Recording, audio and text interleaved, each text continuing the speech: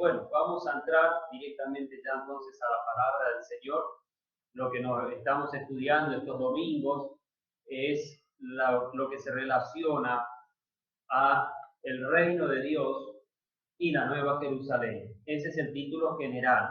Estamos en el punto 3 y dentro del punto 3 estamos en varios subpuntos que estamos llevando y estamos en el 2, vamos a empezar, hicimos el número 1 y le llamamos a este punto 3 o parte, porque primero en el punto 3 estuvimos viendo lo que es relacionado a la persona del Señor Jesús como el rey de este reino de los cielos o reino de Dios.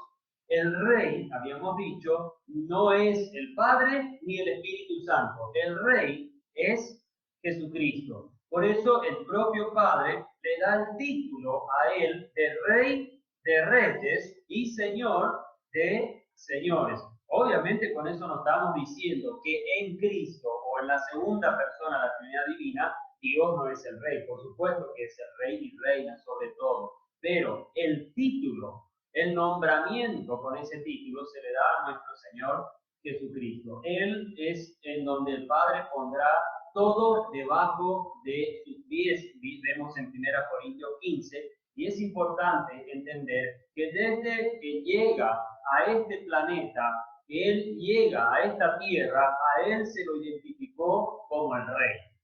En Mateo 2 vimos que así fue. Vimos también en Lucas, en la anunciación, ni siquiera había nacido todavía. Iba a generarse el revestimiento de su ser en el vientre de María y Él ya fue dicho que sería el Rey y el que reinaría sobre las naciones.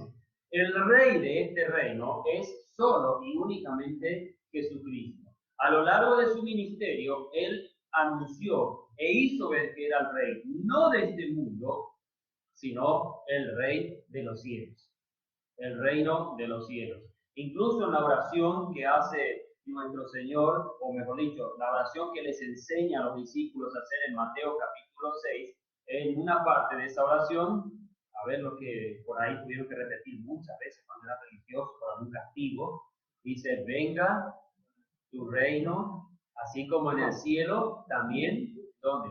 En la tierra, ¿entienden? El reino de Cristo, eso es una oración bíblica, por supuesto, pero no es para hacer vana repetición. Obviamente la oración no tiene nada de malo, la oración que dijo Jesús. El Padre Nuestro, como lo llaman a esta oración, no tiene ningún problema, está todo bien. El tema es que no es para hacer una vana repetición y decir, bueno, si yo oro 50 Padres Nuestros, entonces ya Dios me purga un poco y ya estoy más libre. Lo que estamos haciendo ver que en esa oración el propio Jesús le dice, si ustedes quieren, digan, venga tu reino, así en el cielo como en la tierra. Jesús hace notar que ese reino que él predicaba, que él hablaba y por el cual tendríamos que orar, es el reino de los cielos, no es los reinos de esta tierra, no un reino aquí y ahora. El reino al que nosotros pertenecemos, habíamos visto que en el final de lo que es la persona de Jesús, obviamente lo hicimos en forma muy resumida, muy estrecha, porque si tenemos que hablar de todo lo que es Cristo y el reino, nos lleva mucho tiempo, pero estamos tratando de clarificar, mejor dicho, algunos pasajes de los evangelios para dar a entender y afirmar que ese rey es Jesús, nadie más. O Cristo, o Jesucristo, el Hijo de Dios, el título que ustedes le quieran dar, pero es el único rey sobre ese reino a quien Dios ha colocado y se goza en hacerlo. Para los que estuvieron en los estudios de la superioridad de Cristo en Hebreos capítulo 1, nosotros vemos varias veces que Dios dice nunca, jamás. Que a nadie le ha dado diferentes tipos de títulos, a nadie le dijo hijo, a nadie le ha dado gloria, ni a un ángel, ni a ningún otro ser, como al Hijo mismo. Toda la gloria, la honra, el Padre le da al Hijo, porque salió de Él. Yo he salido de Dios, dijo el propio Jesús. Él no salió de una creación, de un átomo o de algo que tenía vida, por más microscópico que sea. Él salió de Dios. No dice él fue creado de Dios. Él salió de Dios. Y Dios le da toda la honra a su Hijo. Él le da no solo como primogénito, sino como también como hijo, como heredero de todo, de todo. El título primogénito del que se habla en Hebreos 1, el que se habla en Colosenses 1, también 15, ese título primogénito no es que es el primer hijo de Dios, como dicen los mormones. Jesús es el mayor y el segundo era Satanás. Y ese se reveló y entonces los hermanos se pelearon y se mandaron uno al otro a la China y uno quedó malo y el otro quedó bueno. Qué bonito. ¿Entienden? No, no es así. Esos son fábulas. Esos son sencillamente locuras teológicas que han hecho algunos sectarios y muchos lamentablemente se lo creen. Pero hay que entender bien, hermanos, es importante saber que Cristo es todo en todo, dice Efesios capítulo 1, versículos 22 y 23. Él es todo en todo. Para Dios Él es todo. Y todo viene por Él y para Él. Y Dios nos va a dar otro rey a este mundo que no sea su Hijo Jesucristo. Con eso terminábamos, pero también terminábamos en relación a la persona de Cristo como Rey, que Él mismo declaró varias veces que su reino no es de este mundo. Se instaurará, futuro, un día en este planeta, pero totalmente renovado, y será lo que nosotros conocemos como el milenio. Ese tiempo es un tiempo que escapa a esta era, se sale de esta era, porque hoy vivimos en lo que es la era del pecado que viene desde Adán hasta la segunda venida de Cristo. Y aunque, como veremos más adelante, aunque en el milenio habrá sí pecado todavía latente, pero no activo, porque el Señor Jesús no va a permitir que el pecado aflore en su reino. Por eso dice que ese reino será de justicia y paz. Y Él regirá ¿con qué? Con vara de hierro. Ese reino no se va a poder hacer el mal como hoy se hace. El que hace mal va a ser castigado inmediatamente, ni siquiera se va a hacer un proceso judicial. Sencillamente, de dónde, como veíamos cuando estudiamos otros temas, ¿de dónde saldrá la ley? Saldrá de Jerusalén, de Sion, saldrá la ley. Ahí va a estar el Palacio de Justicia Internacional. La Corte hoy es la Haya, le llaman, pero en ese momento va a estar en Jerusalén.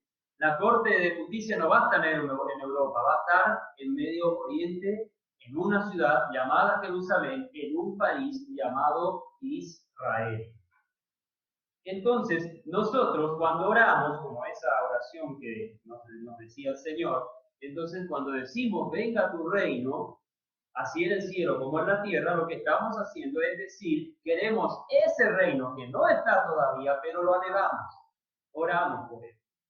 Cuando él le dijo que mi reino no es de este mundo, le dijo a Pilato. Pilato estaba bajo un reino, bajo un imperio llamado romano en esta tierra. Y él mismo le dijo, yo tengo autoridad para soltarte o para ponerte preso. Dice, ninguna autoridad tendría si no te fuera dada ¿de dónde? De arriba, le dijo. De arriba, ¿entienden? Por eso usted, hermano, tiene que buscar las cosas de arriba, donde está Dios, donde está Cristo y Dios. Eso es lo que usted tiene que anhelar. No anhele lograr un puestito de lo mejor posible para ser alguien importante en este mundo. Eso no importa, porque todos estos reinos, todos estos gobiernos, no importa el poder económico, no importa el poder judicial, la influencia potencial que tienen en el mundo, las armas y todo el ejército que puedan tener, todos ellos, ni uno sirve para Dios. Todos serán destruidos, todos serán desechados, ninguno tiene valor eterno, simplemente son temporales. Aquí se quedarán, acá terminarán, serán destruidos totalmente. Jesús le hizo ver a Pilato, vos podés tener toda la autoridad y tener soldados a tu merced, tener legiones a tu merced. Era gobernador de la zona de Judea. O sea que no solo tenía centurias, sino que tenía posiblemente por lo menos una legión a su disposición para hacer que la justicia se cumpla si tenía que hacerse o que se castigue el mal. Pero dice, todo tu poder no sirve para nada. Todo lo que podés hacer es porque simplemente mi Padre te lo ha dado. Simplemente porque Dios así lo quiere. Si no, no vas a hacer nada. Hermanos, los gobernantes en el mundo, querramos o no reconocer, pero los gobernantes en el mundo solo hacen lo que Dios les permite y les deja hacer. Eso no quiere decir que Dios está de acuerdo con lo que hacen todos los gobernantes. Pero entendamos una cosa. Vivimos en un reino que no es aquí y ahora. Y acá vamos a tener que padecer. Aquí vamos a tener que sufrir. Aquí la vamos a tener que sopesar en gran manera muchas cosas. ¿Por qué? Porque nosotros vivimos bajo un gobernante que no tiene nada que ver con los gobernantes del mundo. Incluso que sean algunos medio buenos, no importa. El gobernante principal para nosotros es el Señor. Eso Pedro le hizo ver al Sanedrín. Juzgad vosotros si es justo obedecer a vosotros o a Dios. ¿Entienden? Con eso no estoy diciendo que usted no se someta a las autoridades superiores. La Biblia también habla que las tenemos que someternos y no ser decir, yo a vos no te hago caso. Ahora, obviamente, con cosas que no pertenecen a la palabra de Dios y a los principios divinos tampoco debemos meternos.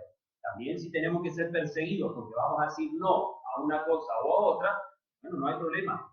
Seremos perseguidos, pero hay que entender una cosa. Jesús predicó el reino, habló del reino y como hemos visto en el estudio anterior, Mateo 5, del 1 al 16, sí, nosotros somos ciudadanos del reino, tenemos bienaventuranzas, pero también seremos perseguidos por ser parte de ese reino, porque ese reino no es de aquí y ahora al que pertenecemos. Es un reino que se está formando, es un reino que está cada vez más añadiendo más súbditos, está llevando a los pies de Cristo a más personas que serán parte de ese futuro reino que sí se instaurará en este planeta, pero no en este clima, no en este sistema que tenemos hoy.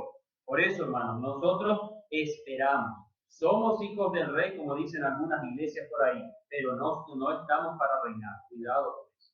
No estamos para entrometernos en asuntos políticos y un montón de cosas. Nosotros estamos para predicar y que nuestras obras glorifiquen a Dios y que los mundanos o las personas que no conocen a Cristo glorifiquen a Dios por nuestras obras, sea porque nos persigan o porque vean que nuestro testimonio es limpio, es bueno, glorifiquen a Dios. Mateo capítulo 5 hasta el capítulo 7, versículo 28 son todo, digamos, lo que es la vida social y moral del reino. Nosotros habíamos visto que está la vida espiritual y de servicio es hasta el versículo 16. Del capítulo 5, 17 al 7, 29, es la vida moral, social y política del reino. Una aspiración que en este tiempo no se logra, pero debe tratarse de llegar al mejor grado posible, dentro de nuestras limitaciones, en una actitud de amor y solicitud para con los demás, tratando de edificar nuestros conceptos y vida en la persona del Rey. Esto es lo que nosotros vemos desde el versículo 17 hasta el 7, 29. Cuando ustedes van a Mateo capítulo 5 y miran el 17, 18 y 19, Jesús está hablando que Él no vino a abrogar la ley. Él no había venido a decir, bueno, no, la ley no sirve más para... Por eso estoy hablando de que es el aspecto moral del reino. Aunque para nosotros nos es imposible cumplir la ley de Dios. Es muy difícil que nosotros podamos verdaderamente ser a rajatabla, verdaderos hijos, verdaderos cumplidores, de la ley. Nosotros tenemos que esforzarnos por vivir esos principios que el Señor nos ha dejado en Mateo 5, del 17 en adelante, hasta el final del 7. Es importante entender, hermanos, que nosotros no estamos para incumplir la ley. El hecho que hemos sido salvos por gracia, por medio de la fe, sin obras de la ley, eso no quiere decir que una vez que soy salvo, la ley para mí tiene que ser desechada. Es cierto, mi vida cristiana no tiene que ser cumplir la ley a rajatabla. Mi vida cristiana debe dejarse cumplir la ley, pero por la obra y dirección del Espíritu Santo.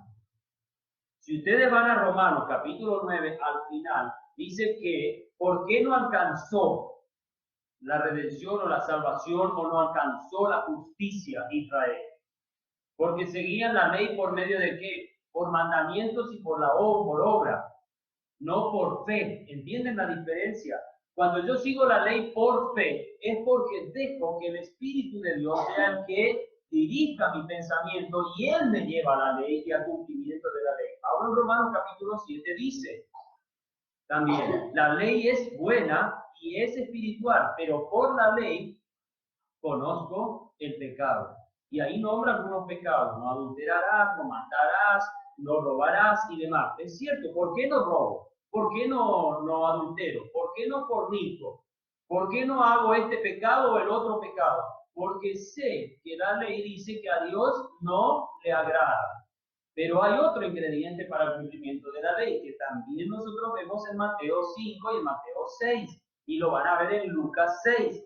¿Qué es lo indispensable para que la ley tenga un cumplimiento correcto en el cristianismo?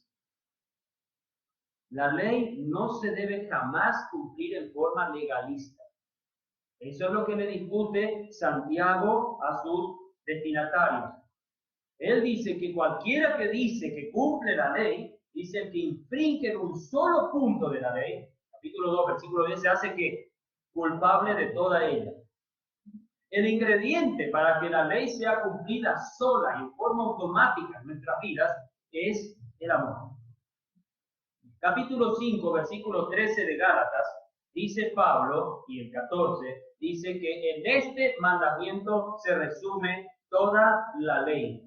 Amarás a tu prójimo como a ti mismo. Jesús eso lo dijo en Mateo 6, lo dijo en Lucas 6, lo dijo también incluso en Mateo 22, hablando de los dos grandes mandamientos: amarás al Señor tu Dios con todo tu corazón, con toda tu mente, con todas tus fuerzas, con todo.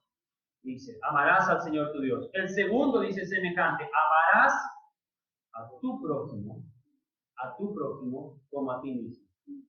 Entonces la pregunta es, ¿dónde quedo yo?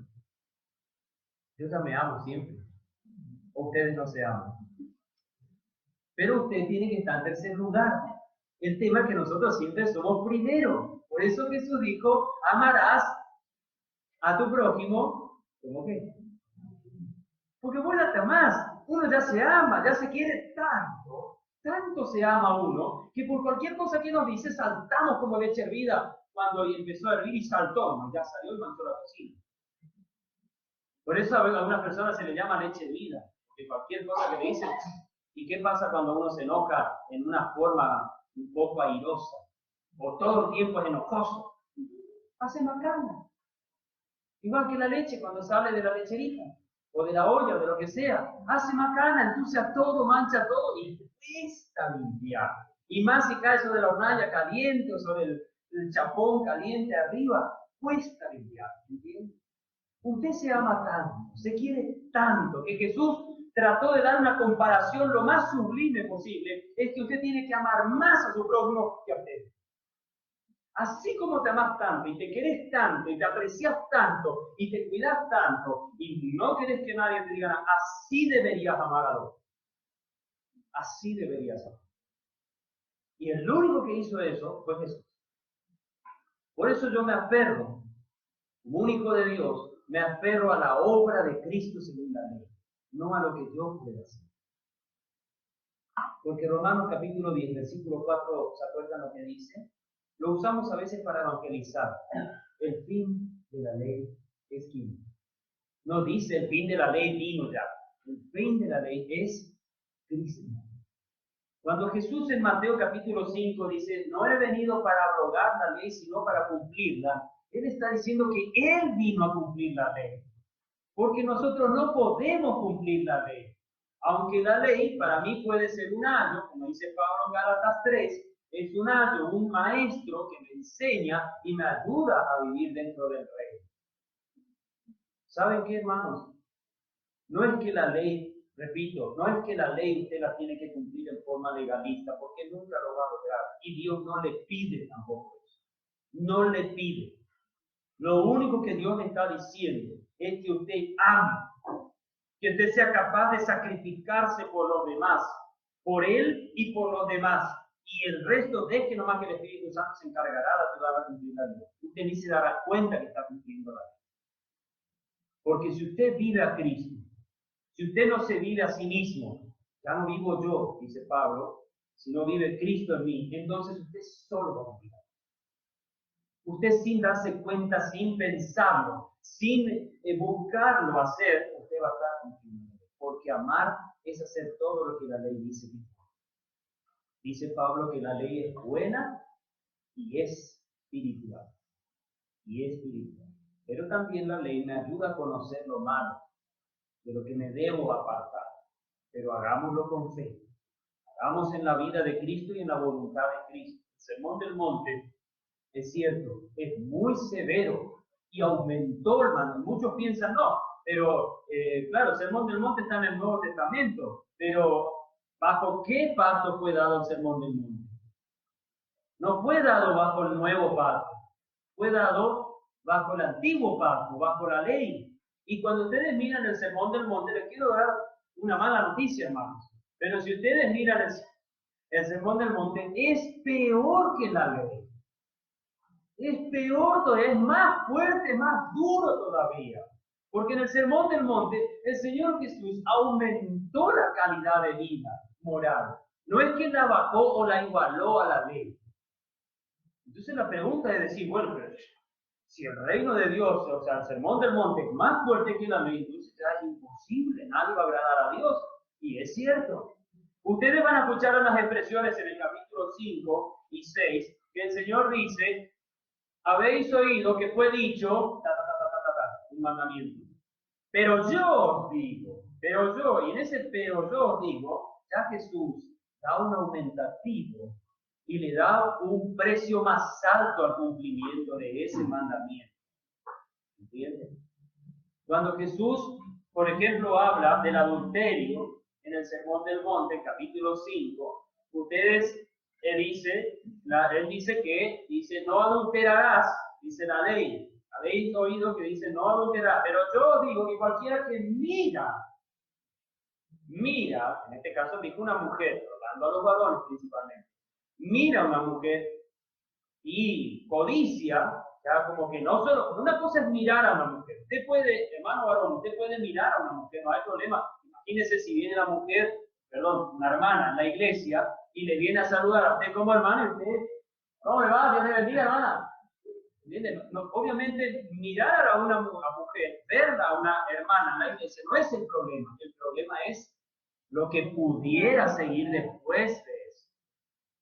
Por eso a las hermanas, una y otra vez en la Biblia, se les pide, se les hace ver que la vestimenta sea prudente, sea decorosa. ¿Por qué? Porque Dios le ha puesto al valor en sus ojos que si mira a una mujer que está un poco maltrecha en su vestimenta, puede causar otro problema. Y ahí el Sermón del Monte cae por tierra. ¿Entienden? Estoy dando un mandamiento. Pero el Señor había dicho varios otros mandamientos, los amplió. Incluso dice, si tu mano te es ocasión de caer, ¿qué dice? Córtala a la mano. Entonces, es más duro que la ley, porque la ley no te decía nada de eso, no te decía cortarte la mano. Dice, si tu pie te es ocasión de caer, entonces córtalo de ti. Imagínense cuántos amputados tendrían que haber entonces en la iglesia de Cristo si tuviéramos que llevar el Sermón del Monte literalmente. ¿Quién de los hermanos en todo el mundo se amputa una pierna o un pie? Porque te voy a decir algo, usted si hizo una macana con la mano derecha, digamos que la mayoría es diestro, no son zurdos, pero la mayoría son diestros. Pero imagínense cuántos, ya no diestros porque ya no tienen la mano, pero y bueno, la otra también le puede hacer más que va a dificultarse también. Porque ya le queda esa mano, entonces te va a quedar sin mano o sin pie, no va a poder caminar. ¿Saben cómo se iban a hacer ricos los que venden sillas de rueda y todo lo que hacen la parte ortopedia? ¿Entendemos, hermanos? Es cierto que Jesús no le está pidiendo que usted se ampute o que se saque el ojo. Si tu ojo tiene ocasión de caer, quítalo. Pero ¿con cuántos ojos usted ve? Cuidado. Usted no ve con este ojo, usted no está mirando así, no anda todo el día así. Bueno, ahí posiblemente dice, voy a guardar uno por la duda, el otro que mire y bueno, si puedo sacar uno solo. ¿Entendemos? Por ahí nos puede causar risa, puede ser simpático lo que estoy diciendo, pero lo que quiero decirles, hermanos, que entendamos bien, es que nosotros no podemos cumplir el sermón del monte. Sáquese de la cabeza que usted va a poder llegar a cumplir y a ser un super ciudadano del reino en un cuerpo de pecado. Ni la ley y menos el sermón del monte. Podíamos seguir todavía, podíamos ir más adelante, pero Jesús lo que está haciendo ver que ese reino, esa vida del reino, esa vida de justicia moral y política del reino, eso se va a cumplir recién, hermanos, en el milenio. ¿Cuándo se va a vivir el reino de Dios?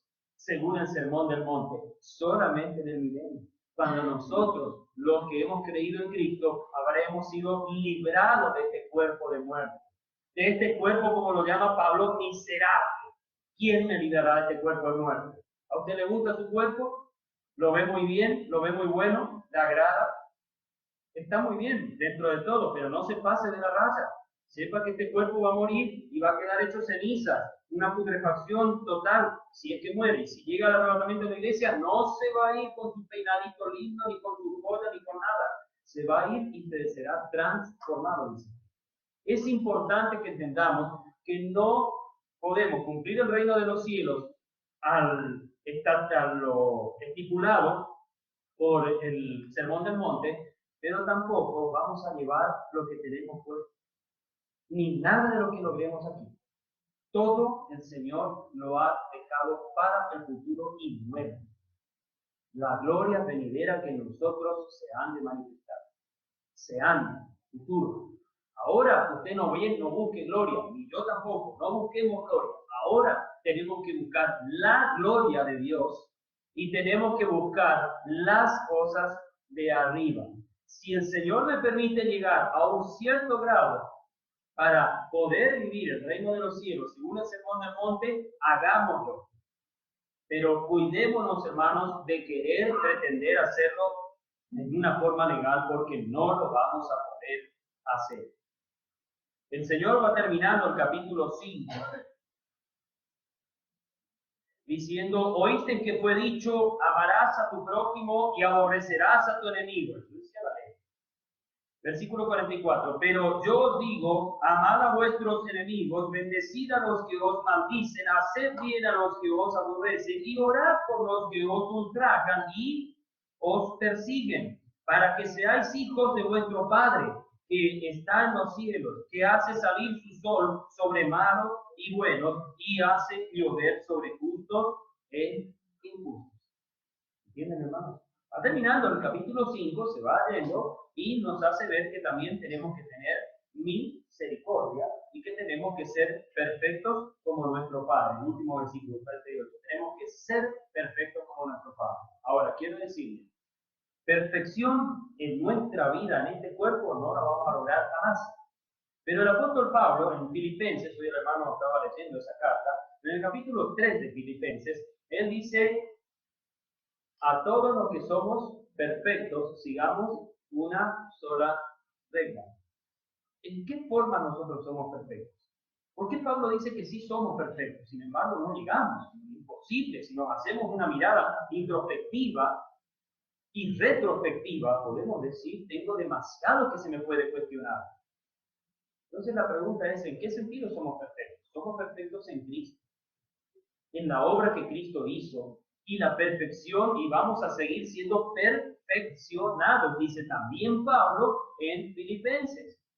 El que comenzó en nosotros la obra, la perfeccionará hasta el día, ¿cuándo? Hasta el día de Jesucristo. ¿Entienden? Usted es un perfecto perfectible ahora. No sé si entienden lo que quiero decir. Usted es un perfecto hijo de Dios, porque Cristo hizo todo por usted. Pero es perfectible. Se va perfeccionando, se va avanzando, va creciendo hasta el día de Jesucristo. Hay una obra que se ha comenzado, es cierto, humanamente hablando, usted no tiene nada de perfección. Somos cualquier cosa menos perfectos, pero vamos perfeccionándonos poco a poco por la obra del Espíritu Santo y por Jesucristo. Eso es muy importante. Si ustedes van saltando al capítulo 7, de Mateo, que es el último capítulo en relación a lo que se relaciona al Sermón del Monte, dice el versículo 7, no juzguéis para que no seáis juzgados, porque con el juicio con que juzgáis seréis juzgados, y con la medida con que medís se os medirá. ¿Y por qué miras la paja que está en el ojo de tu hermano y no consideras la viga que está en tu ojo? ¿O cómo dirás a tu hermano, deja que saque de tu ojo la paja, y he aquí la viga en tu ojo? Hipócrita, saca primero la viga de tu ojo, y entonces verás claramente para sacar la paja del ojo de tu hermano. Uno mira estos 5 versículos con los que comienza el Señor este capítulo y hace ver y dice, pero entonces no podemos juzgar. Porque el Señor está hablando, acuérdense, el Sermón del Monte está fundamentado sobre la ley, no está fundamentado sobre la gracia, está sobre lo que es la ley de Dios y ampliado, como les dije, o superado en el concepto de la ley. Ahora, ¿en qué sentido el Señor Jesús está diciendo, no juzguéis para que no seáis juzgados?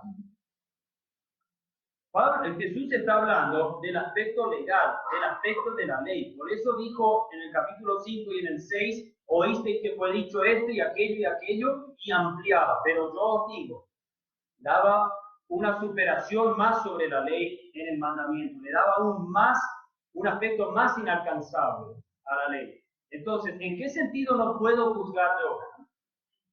¿En qué sentido me tengo que aprender a sacar la paja de mi ojo, o mejor dicho, la viga de mi ojo, para poder sacar la paja del hermano? ¿En qué sentido? Ninguno de nosotros, hermanos, ninguno de nosotros, estamos hablando entre cristianos, ninguno de nosotros puede juzgar a su hermano en el sentido de decirle, yo soy más justo que tú. Yo soy más justo que tú. Yo tengo mejor vida espiritual, soy más sano, soy más puro que vos. No, hermanos. Todos hemos sido salvados por la misma sangre. Todos hemos sido salvados por el mismo Salvador. Por todos nosotros vino el mismo Jesús. Por todos se ha demostrado una obra de amor por parte de Dios, por cada uno de nosotros por igual. Ahora hay pasajes que usted va en la Biblia, si me quedo solo con este pasaje, entonces, hermano, hagan lo que ustedes quieran, yo no voy a decir nada, cierro el ojo, pongo una venda como el símbolo de la justicia en los poderes judiciales y hagan lo que quieran. Así debe ser entonces en la iglesia. La Biblia también dice, juzgar vosotros mismos, dice Pablo a los Corintios en el capítulo 6. Juzgad vosotros mismos, si esto o aquello. Incluso dice que el juicio entre los hermanos tiene que ser entre hermanos y no llevarse unos a otros al juicio en los tribunales mundanos. Entonces la pregunta es, Pablo le contradijo a Jesús. Jesús dice, no juzguen a nadie, pero ¿en qué sentido no debo juzgar? ¿En qué sentido? Que antes de emitir un juicio hacia mi hermana, mi hermano, tengo que saber, que tengo que ver si yo primero no tengo cosas que considerar de mí mismo.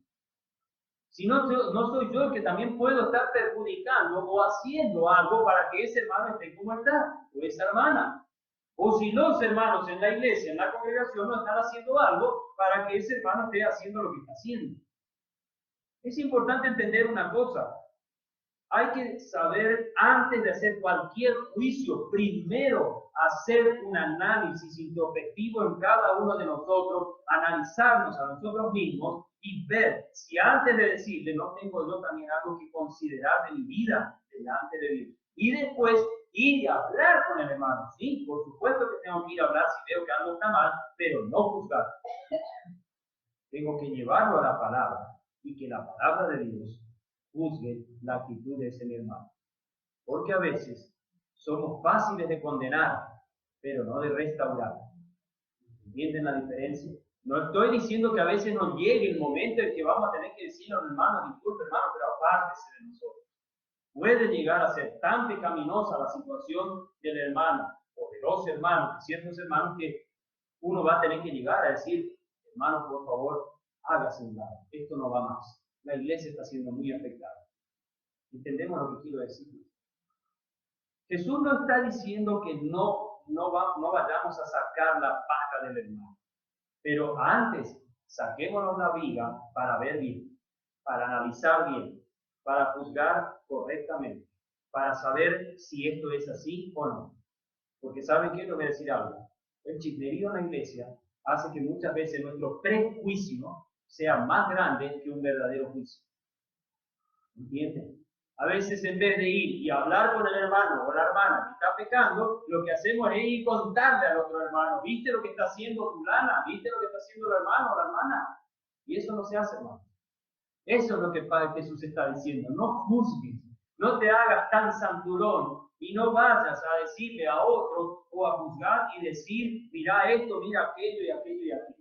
O ir y presentarte ante el hermano o la hermana y decirle, mira hermano, hermana, yo veo que estás así, que estás así. Esto no es correcto. Y usted puede ir y decirlo, pero no va a caer bien. Primero es bueno orar. ¿Saben cómo es una manera de sacarnos la viga de nuestro ojo? Orar por ese hermano. Rogar a Dios. Después, rogar a Dios que nos dé sabiduría para hacer un correcto juicio de la situación. Para saber por qué el hermano puede ser que está pasando esto o aquello. ¿Entienden lo que quiero decir? ¿Por qué está llegando a esa situación que está en un pecado o está haciendo cosas que no se deben?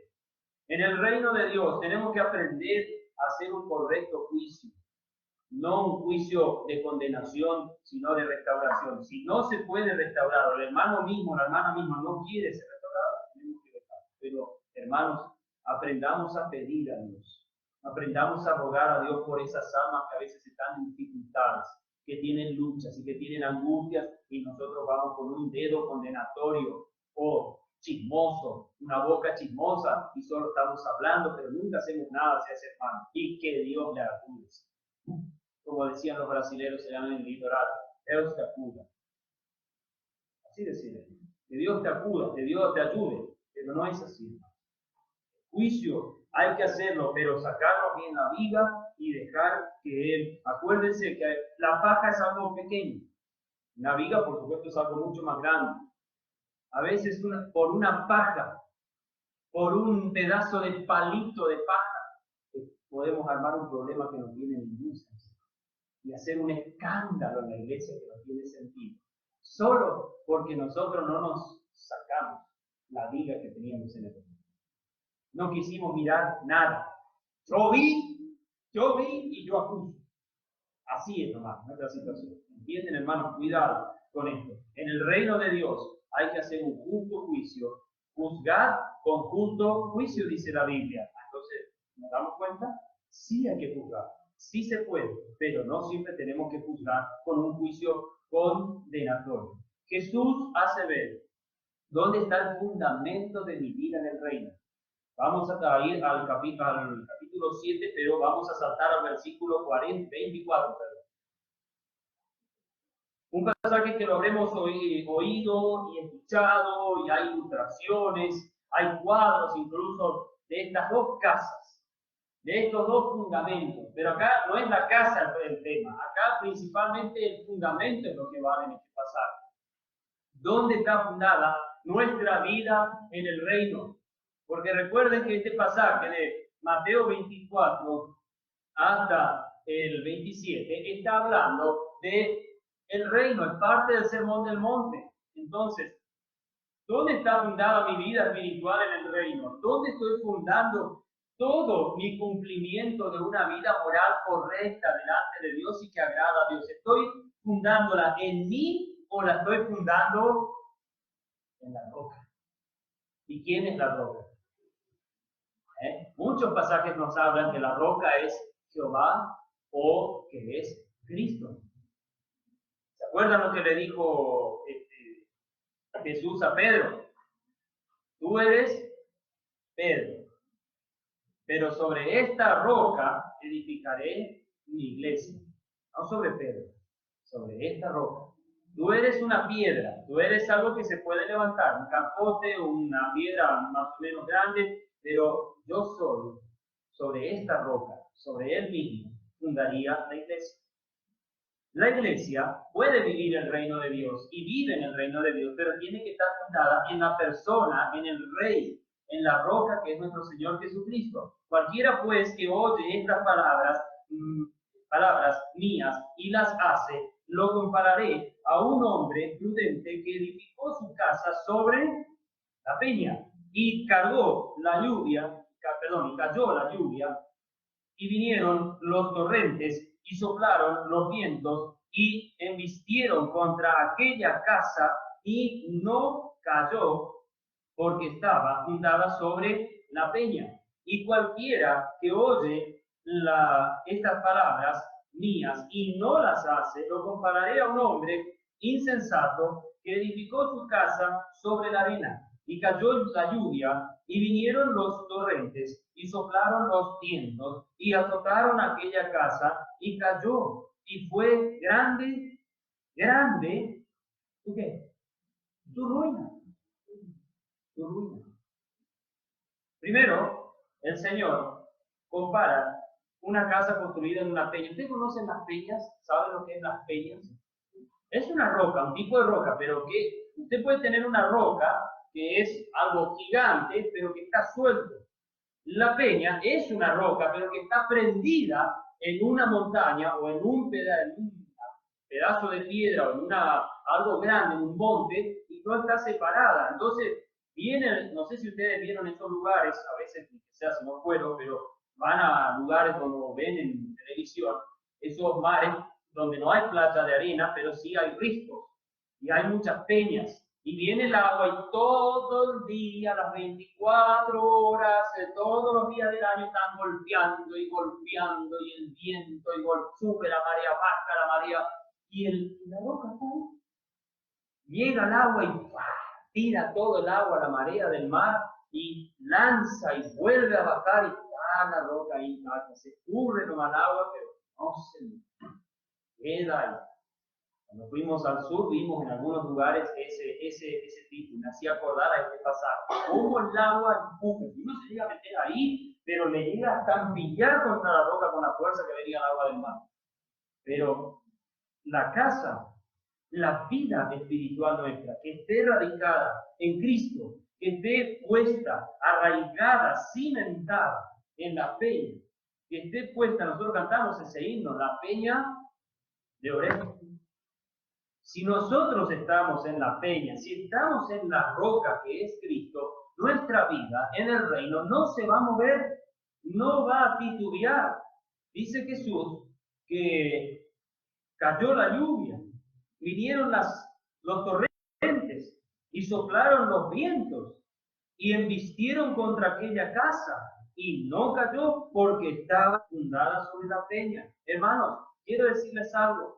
Como les dije en varios de los estudios que estamos haciendo sobre esto, el reino de los cielos es sufrido, es toda una lucha.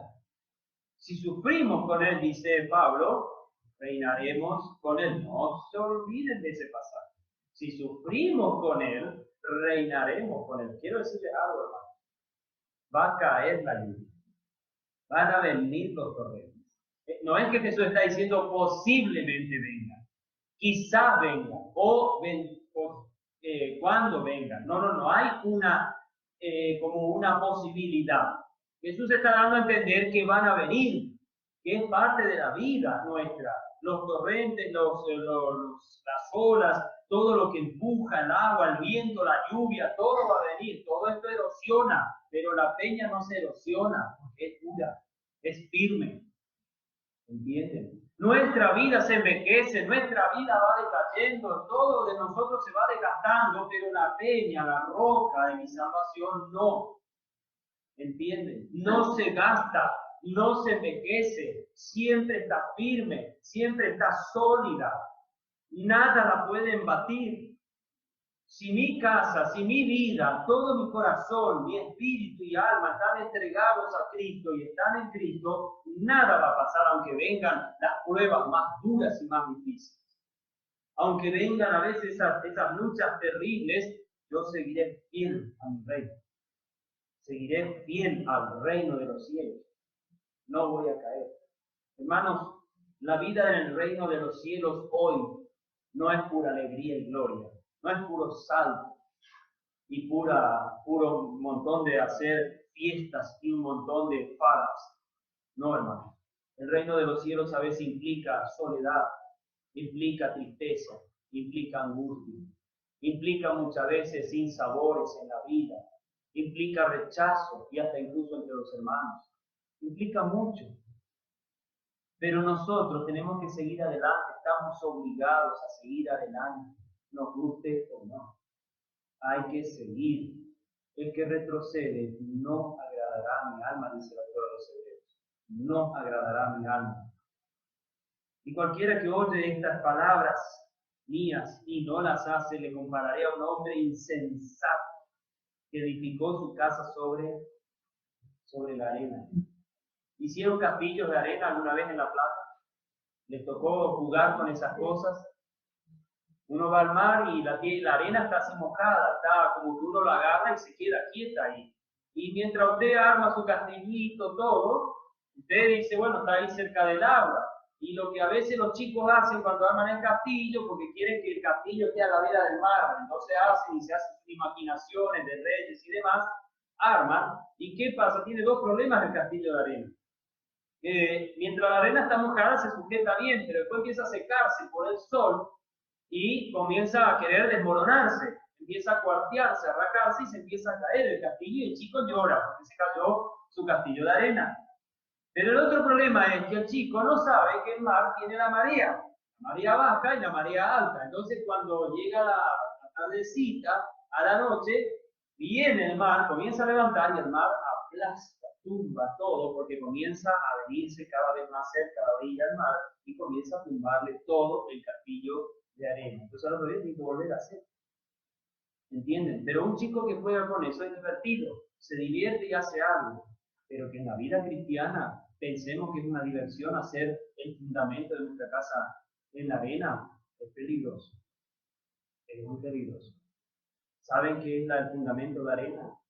Una vida emocional, una vida de puras sensaciones, una vida bajo mis propios pensamientos, bajo la carne, como dice Pablo, hacer una vida cristiana bajo conceptos teológicos equivocados, bajo conceptos teológicos totalmente errados de hombres y no de Dios. Cuidado. A veces podemos pretender ser muy buenos cristianos, pero estamos edificando nuestra vida espiritual, nuestra vida en el reino, en la arena.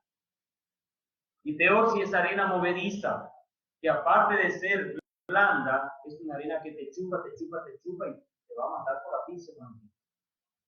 ¿Cuántos asfixiados espirituales hay hoy en las iglesias que no saben más qué hacer de su vida? No saben cómo salir de las diferentes situaciones. Se ahogaron, se dejaron llevar por sus propios impulsos y la marea vino y los arrastró. Es muy triste, hermanos, cuando la vida espiritual está fundada hasta incluso en nosotros mismos, que pretendemos que tenemos mucho conocimiento y sabemos qué hay que hacer. La lluvia va a caer siempre, los torrentes vendrán, los ríos vendrán, y la casa puede arruinarse o puede permanecer, pero va a venir. Que Dios nos ayude en todo tiempo a buscarlo, a honrarlo y a darle nuestra vida a Él. Que busquemos el reino de Dios y su justicia, como dice ahí en Mateo capítulo 6. Terminando ese capítulo, dice, mas buscar primeramente el reino de Dios y su justicia, y todas estas cosas os serán añadidas. Así que no os afanéis por el mañana, porque el mañana traerá su propio afán. Le basta al día su propio mal. Jesús está hablando de la providencia. Desde el versículo 25 está hablando de la providencia, de cómo provee Dios a las aves su alimento, cómo los lirios del campo se visten mejor que Salomón, y todo, y dice, y los gentiles buscan todas estas cosas, se afanan por todas estas cosas. Pero vosotros buscad el reino de Dios y su justicia. Eso es lo que debemos hacer, hermanos.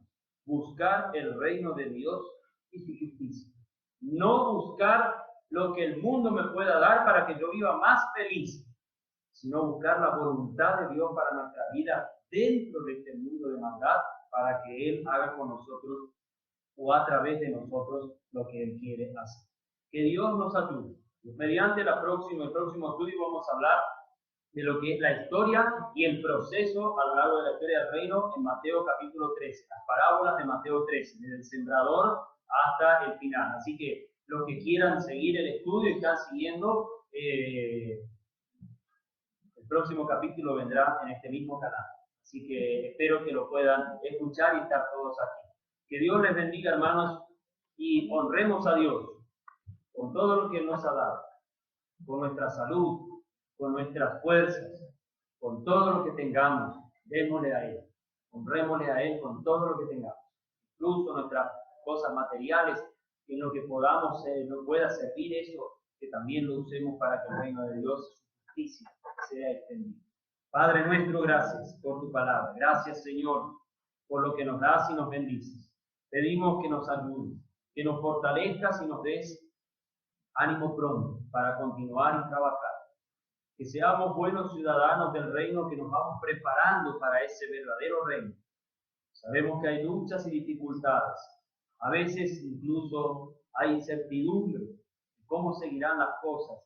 Pero Señor, ayúdanos a no dudar de ti y a saber que tú estás al control de todo. Aunque a veces en nuestra humanidad nos cuesta aceptar esto, pero que no dudemos de ti. Gracias, Señor, por amarnos en Cristo, por no solo ofrecernos la salvación, sino ofrecernos un reino. Muchas gracias, Señor, porque somos nada, somos muy poca cosa, pero tú nos hiciste grandes en Cristo Jesús. Nos diste valor por su sangre preciosa. En el nombre de Jesús oramos y agradecemos. Amén.